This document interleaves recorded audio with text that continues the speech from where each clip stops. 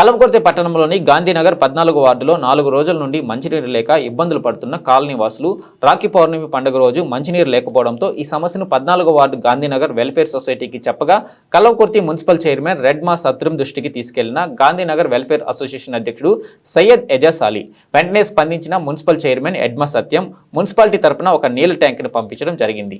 Gandhinagar colony వాళ్లకు మంచినీరు సరిపోకపోవడంతో 14 ward Gandhinagar welfare association తరపున రాఖీ పౌర్ణమి సందర్భంగా కుల మతాలకు అతీతంగా 3 మంచినీటి ట్రాక్టర్ ట్యాంకులు తెప్పించి ఇంటింటికి వెళ్లి సరఫరా చేయడం జరిగింది.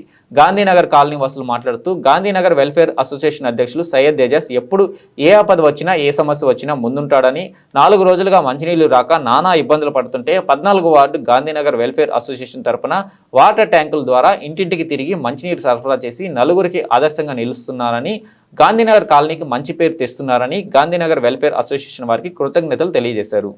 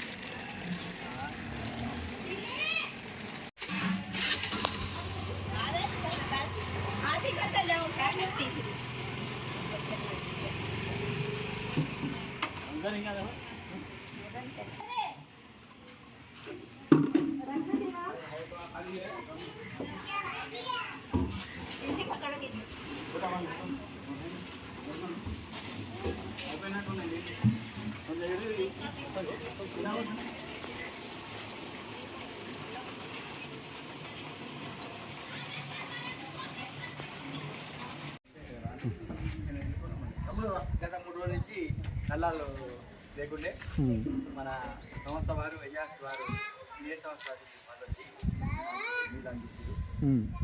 సరే థ్యాంక్స్. ఈరోజు రాఖీ పూర్ణమి ఇక ప్రజలు వస్తారు కానీ నీళ్ళు అబ్బా అనుకునే ఆ టైంలో భగవంతుడు వల్ల ఎజాస్ గారు వారు మాకు ట్యాంకర్ అందించినందుకు ధన్యవాదాలు తెలియజేస్తారు. ఈ విధంగా ఎవరికి ఏ అవసరం ఉన్నా అని మన ఎజాస్ వాళ్ళు వాళ్ళ తరపు నుంచి మాకు ఎన్నో విధాల సాయం చేసినందుకు ధన్యవాదాలు. ఇంకా ఎన్నో భగవంతుడు శక్తి యుక్తి భక్తి కలిగించాలి. ప్రతి ఒక్కరికి ఏ ఆపద వచ్చినా కానీ తక్కువ నేనున్నా అనేది విద్యార్థి శక్తి భగవంతుడు చేయాలని కోరుతుంది. జై.